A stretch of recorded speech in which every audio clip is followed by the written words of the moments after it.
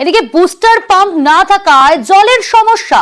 106 নম্বর ওয়ার্ডে পরিশ্রুত জল না মেলার কারণে অভিযোগ জল কিনে খেতে হচ্ছে দিনের পর দিন।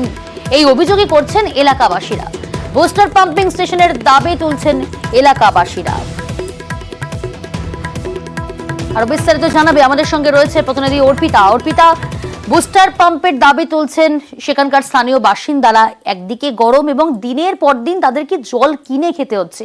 তো মারাত্মক অভিযোগ। কি বলা হচ্ছে পুরসভার তরফ থেকে? কাউন্সিলরই বা কি জানাচ্ছেন?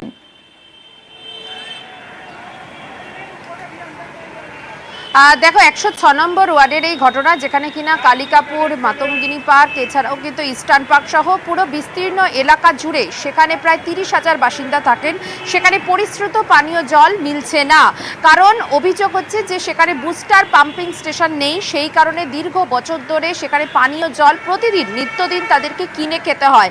অর্থাৎ সকাল বিকাল তাদেরকে জল কিনে খেতে হচ্ছে, এবং সেটা খোদ কলকাতাতেই। কালিকাপুরের এই বিস্তীর্ণ অংশে এই 106 নম্বরের একাধিক বাসিন্দা তারা অভিযোগ করছেন যে নর্মাল জল যেটা কাজের জন্য পাওয়া গেল, পরিশ্রুত পানীয় জল নেই, এবং সেই দাবি তারা আগেও জানিয়েছেন।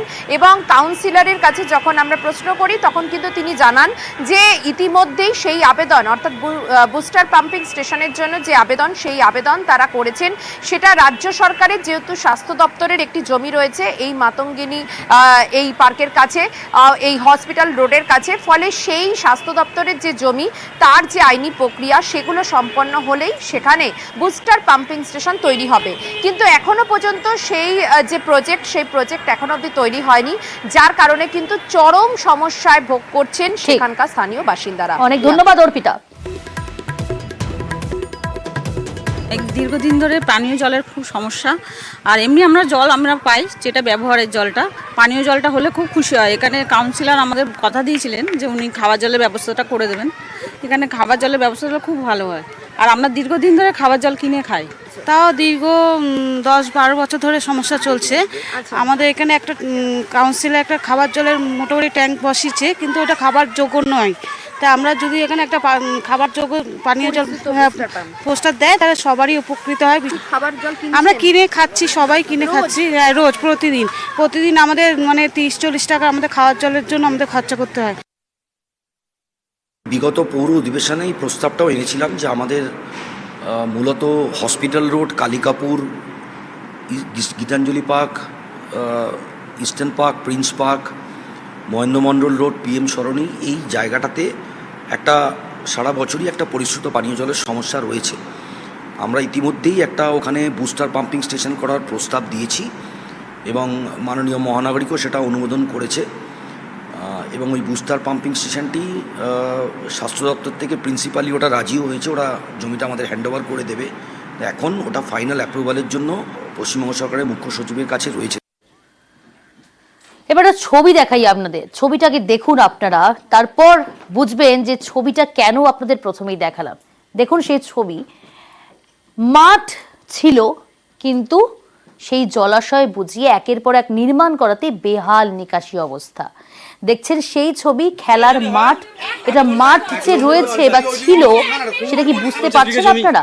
পুকুর হয়ে গিয়েছে, খেলার মাঠ হয়ে গিয়েছে পুকুর। জলাশয় বুঝিয়ে একের পর এক অবৈধ নির্মাণ। হাওড়ার আন্দুলের ছবি। আর সেখানে এই জলাশয় বুঝিয়ে কারখানা, বহুতল, এই সমস্ত বেআইনি নির্মাণ করা হয়েছে। ফলে আন্দুলে বেহাল নিকাশি ব্যবস্থা। বেহাল নিকাশির ফলে বছরভর জলমগ্ন আন্দুলের আরগোড় এই এলাকা। জল যন্ত্রণায় ভুগতে হচ্ছে সেখানকার স্থানীয়দের। এলাকায় রীতিমতো রাস্তাঘাট কার্যত বন্ধ হয়েছে। প্রশাসনকে জানিয়েও কোনো রকম সুরাহা হচ্ছে না, এমনটাই অভিযোগ। তার প্রতিবাদে আজ বিক্ষোভ সেখানকার স্থানীয় বাসিন্দাদের। দেদার বহুতল আর কারখানার অনুমতির ফলে সারা বছরই জলের নিচেই বসবাস করতে হচ্ছে আন্দুল গ্রাম পঞ্চায়েতের আরগোড়ের মানুষজনদের। 50 বিঘা জমি,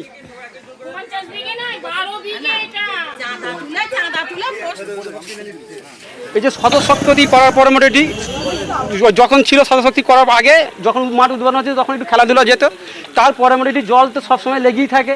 আর এই সামনে একটা স্কুল দেখছেন, স্কুলও মোটামুটি জলের বিনিময়ে বাচ্চারা স্কুলে আসতে পারছে না, স্কুলও বন্ধ। অঙ্গনওয়াড়ি কেন্দ্র অঙ্গনওয়াড়ি কেন্দ্র এটা কতদিন বন্ধ থাকে? বন্ধ বলতে কি, জল লাগবে না তো কি খুলবে, বন্ধই থাকে বলে চললো। ওই যদি 12 মাসে একটা বছর মোটামুটি 10 মাস বন্ধ, 2 মাস খোলা। মাঠটায় লোক ভর্তি থাকতো সবসময়, শুকনো।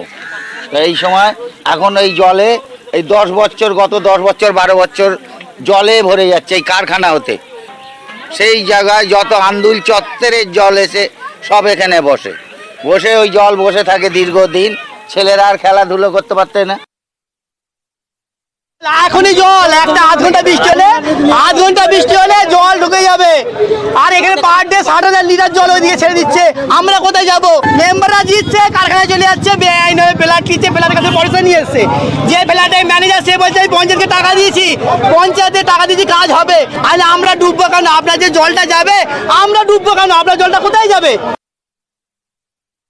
ভ্যাসেল লাগিয়ে আমাদের একটা কাটানোর ব্যবস্থা চলছে, ওটা আমরা নিজেরা আন্দুল গ্রাম পঞ্চায়েতের তরফ থেকে চাইছি যাতে NH6 রোড দিয়ে জলটা বেরিয়ে যায়, কারণ আমাদের ওইটাই হচ্ছে মেন ড্রেন। NH6 এ জঙ্গলপুরের যে ড্রেনটা আছে ওই ড্রেন, কারণ আমরা ভ্যাসেল লাগিয়ে খুব তাড়াতাড়ি দ্রুত আমরা এটা পরিষ্কার করব, এবং ওটার অ্যামাউন্ট প্রায় 30 লাখ।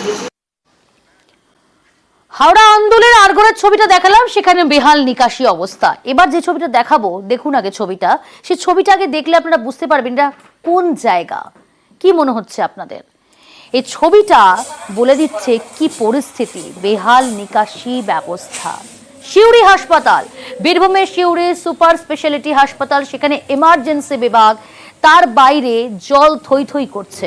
শুধু তাই নয়, এই গ্রাউন্ড ফ্লোরে অন্যান্য ওয়ার্ডেও কিন্তু জল থই থই পরিস্থিতি, একেবারেই বেহাল নিকাশি ব্যবস্থা।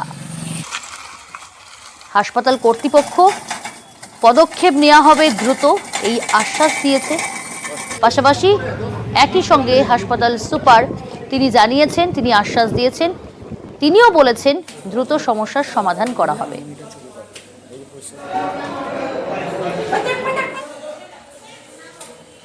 তো মানুষ পুড়ে গেলে তো মানুষের আরো তো বিপদ হয়ে যাবে। এগুলো যদি মানুষ যদি না দেখে, সরকার যদি না দেখে, স্টাফরা যদি না দেখে, তারা কি করে আর ডেভেলপ হবে? তো কেউ তো যেতে পারছে না। আমরা যে একটা পেশেন্টকে নিয়ে আসবো, তো সেই হিসেবে তো আমরা নিয়ে আসতে পারবো না। দেখে তো ভয় লাগছে যা রাস্তা হয়ে আছে। অবশ্যই পরিষ্কার রাখা দরকার। এখানে কিছু কনস্ট্রাকশনের প্রবলেম রয়েছে, তার মধ্যে আমাদের যে সুয়েজ সিস্টেম রয়েছে, আমাদের এসটিপি রয়েছে, সেই এসটিপির প্রথম থেকেই যা বানিয়ে দিয়ে গিয়েছিল, তারপর থেকে যে পুরোটা ক্লিন করা বা তোলা, সেই বিষয়গুলো ডিফিকাল্টি রয়েছে। পাইপ চেঞ্জ করার বিষয় আছে, বা সেটাকে ক্লিয়ার করার বিষয় রয়েছে। এইটা আশা করি এ সপ্তাহের মধ্যে ঠিক হবে। প্রচুর এনক্লোজমেন্ট আছে, এটা অতি অবশ্যই আমাদেরকে। আগেও একবার আমরা ভেঙেছিলাম, আবার বসতি এখানে হয়েছে, এটা ভাঙবো। আমাদের যে সুপারস্পেশালিটি হসপিটাল আছে, তার যে খানাখন্দে গোটা রাস্তাঘাট, সেই দায়িত্ব কিন্তু পিডব্লিউডির। আমাদের তরফ থেকে পৌরসভার পার্মানেন্ট 4টে লেবার দিচ্ছি, প্রত্যেকদিন সুইপিং হয়। কিন্তু এই যে হাসপাতালের ভেতরে যে মেনটেন্স, সেটার দায়িত্ব তো হাসপাতালের সুপারের। কিন্তু হ্যাঁ, এনক্লোজমেন্ট যেটা বারবার ওভারফ্লো হচ্ছে, আমরা যতটা পারছি পরিষ্কার করছি। আগামী দিনে যে ড্রেনে বসতিটা আছে, সেটা আমরা এনক্লোজমেন্ট ভেঙে দেবো।